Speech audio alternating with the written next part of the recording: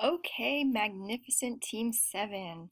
This is Ashley giving you a crash course in Ag Ed, and I am also going to use the flipped classroom technology to kind of get a feel for what this is all about. So thank you, Cecilia, for sharing this with us. So, a crash course in Ag Ed, all the things that I wish I could say and stop wasting everyone's time with it because I'm just so excited about all this stuff. And I just want to say thank you so much for the whole team for really embracing the Ag Ed model because this is really special and important to me. Because if I ever do create a school, this is going to be it. And I thank you so much for being so open to this option. So the aim for what I'm trying to share with you folks: how will agricultural education shape our fake kind of a zygote school? Because the more we do, the more excited, and I really hope that this becomes a thing someday. All right, so first things first, what is agricultural education? First of all, this is a terrible, terrible slide that you can't even see the whole part of it because it's too text heavy, but I'm going to do the best I can to share it with you folks. So agricultural education follows a three-ring model, where we have instruction, SAE, which stands for Supervised Agricultural Experiences, and FFA. Instruction, obviously rigorous standards-based curriculum. There are the national AFNR standards where they explicitly list out that if students are going to be studying beef cattle production, these are the topics and units within beef cattle production that students should know when they leave an Ag Ed classroom. This can very much be crosswalked with any of the Common Core standards. That was actually my leadership initiative this past school year. And so everything that we do really does impact and influence and help the core contents. Intercurricular Leadership Organization is the FFA, and we'll talk about that more in just a moment. And the SAE is basically that that internship experience that that we've been talking about all this time. And so students are expected starting in 9th grade to start building their SAE hours where they're getting real life work experience that ties to Ag Ed. But the biggest thing with this, they're not just going to work. They are expected to keep records, to record data, to reflect on what they've done. This isn't simply going to work and getting a paycheck, but there is a tangible deliverable or product at the end of this experience that we can check in on. And I have a website to share with you folks that we use at my high school now, and a tool that I plan to use in my next teaching experience. I also wanted to point out where the two circles intersect, not just the intersection of all three with that young man with the microphone. But the way SAE and instruction intersect is that content is simply reinforced by real life experiences. And so it's a really powerful thing when you have a student that's an urban ag student that's been working at a pet shop for their SAE, and then you get into your aquatics class and you start talking about fish anatomy. This student can take that understanding of fish anatomy now and apply it at their job and evaluate the animals that they're working with for health and wellness. On the inverse of that, maybe a student learns how to set up a filtration system in an aquatic tank at work. And when the teacher gets to that part of the curriculum, now you have a student that's empowered by being an expert in the class and can help teach that concept to the other students because they have that knowledge and experience.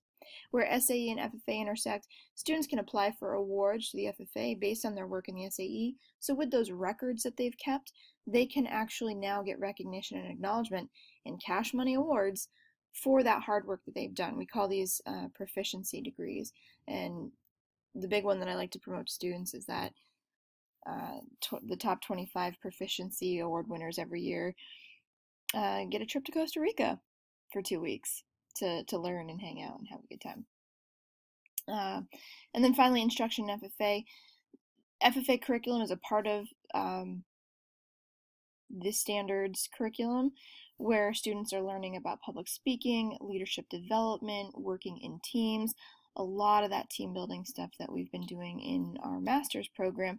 These are the same ideas that we're bringing to students, just in a more high school appropriate format through the FFA. Additionally, those direct content items that they're learning as far as how to raise beef cattle, how to raise fish, how to grow plants, how to fix a tractor, these are competitions. The content can be used at state and national level competitions so that students can get awards for that proficiency. The National FFA organization is the nation's, if not the world's, largest youth leadership organization.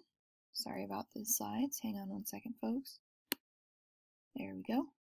The National FFA organization, because we love missions, it makes a positive difference in the lives of students by developing their potential for premier leadership, personal growth, and career success through Ag Ed. And that emblem on the right is exceptionally special because it really does incorporate some very important and symbolic aspects of Ag Ed. And I'd be happy to explain it anytime anyone's interested. All right, so like I said before, the content that students learn in ag education ties directly to FFA competitions. So it's a direct application. They're taking in this content, they go to a competition, and they apply it. So these are the different categories, the different contests that students can use. Agricultural communications. This is where students are given a topic and they work on a team together, and they have to come up with a communications proposal where they do an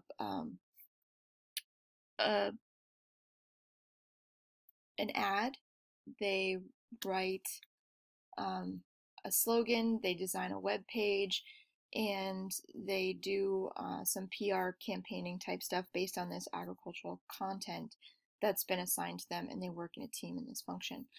Agricultural Issues Forum.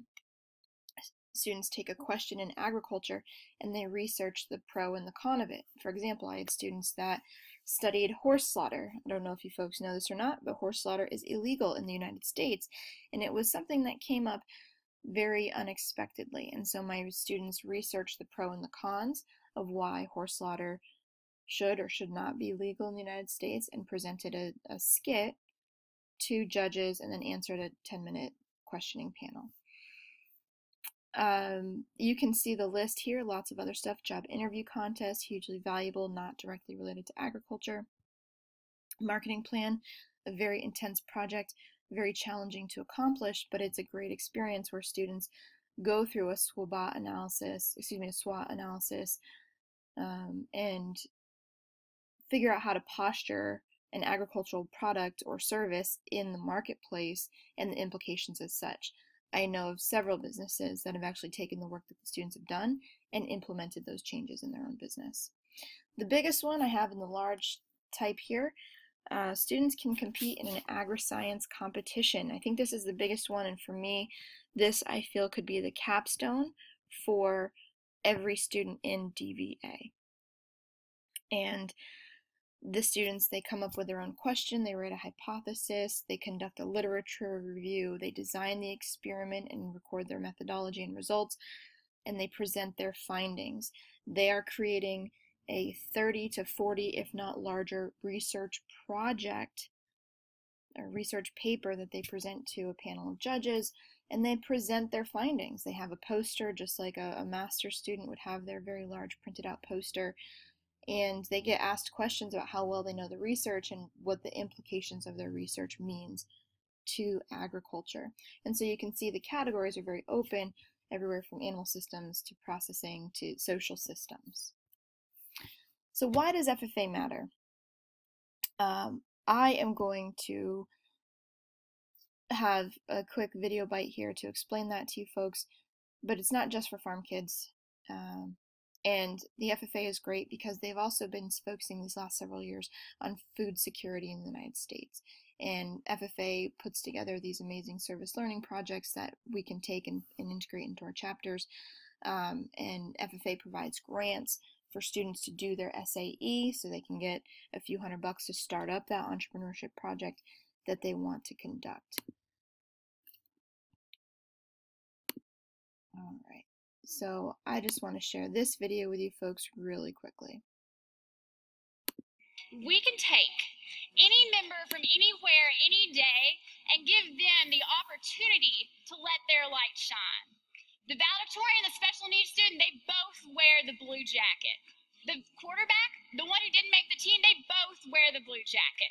The student who was told that they go work with their hands, they wear the blue jacket. The girl who was told that her hair was too big or too blonde to have an intelligent thought, the one who works every single night to support their family. The person who was born on a ranch in Wyoming, the one who was raised in a downtown Chicago apartment. The student who was termed a redneck, an emo kid, a band geek, a weirdo, a failure. They can all wear the blue jacket, and they all do. I'm more of an alternative group, so I try not to make assumptions too much about people. Different places, and that's why I love being a part of FFA, because it doesn't matter where you come from, it's that we all come together, and we come together for a purpose that means something. For more information. All right, so that's pretty much what I think is so great about FFA and agricultural education in general. All right, so supervised agricultural experiences. Most of what I have written here I've already said, but I really want to just point out that students can be categorized as replacement or entrepreneurs. And so in that vein, placement or entrepreneurship, they can either be an employee and work for somebody else, or they can be entrepreneurs, and we give them the tools and the resources as such. The placement or the entrepreneur, this applies to the kid that grew up on a ranch, this applies to a kid that has a farm, and this could even apply with the entrepreneurship to students raising Fidelco dogs. I've had students that have done that as well, raising the Seeing Eye dogs for organizations like Fidelco. Possibilities are limitless. So, what is the implication for DVA? I feel this is kind of a integration of traditional ag ed and the way that it would fit for our children. Ag curriculum and its implication for DVA. So year one, exploratory and life science. They're going to focus on the animal and plant sciences simply because this has such a direct connection to studying biology. Additionally, the English and history teachers are going to borrow from the ag curriculum, which means that, again, agriculture is not just another class the kids take. This agriculture is the thread that connects the courses. So even if they're taking world history and they have to understand certain concepts from world history, we're going to talk about it from an agricultural perspective so that students understand that wars in prehistory were fought based on access to resources, based on access to land and water, and why that was so important. It's not going to be spoken about in terms of, well, yeah, that's whatever, people needed food, but the important thing is that this war happened. No, the important idea is that people needed access to resources and what those resources were. So the English teacher and the ag teacher are going to collaborate. The history teacher and the ag teacher are going to collaborate, and we're going to have a common thread here. We can use literature pieces like Grapes of Wrath in the English classroom, and we can also reference leaders like Rachel Carson and Cesar Chavez and Temple Grandin, these individuals that have made a huge social impact on our nation through agriculture and natural resources. By the time we get into year two, it's exploratory with physical science. So now we're going to talk more on the aquaculture and natural resources and the agricultural mechanics, which I feel we should refer to as ag power and engineering, because these are more explicitly connected to chemistry, geometry, physics, Algebra 2, these higher level courses that kids typically take in the 10th and 11th grade. And I think at this point, the students can take a supplemental advisory for college and career readiness. Once we get into special topics in the capstone, this should be their major year, where they can pick and choose classes not just in agriculture, but in the whole school realm to influence what their major is. So they're going to allow their investment in ag and in ag power and engineering to decide whether or not they take calculus, as an example. And then finally, every student by year 4 is engaging in a research project, and this is something that instead of just the ag teacher evaluating, this is something that students, the teachers in every course could be advising, and we can talk about this and figure out the nuances for our school as we look forward. So again, thank you, Cecilia, for the flipped classroom. This was definitely a fun activity for me to try out, and I'm excited to try it in the future. And I hope that it came out pretty well. I'll see you guys on Monday.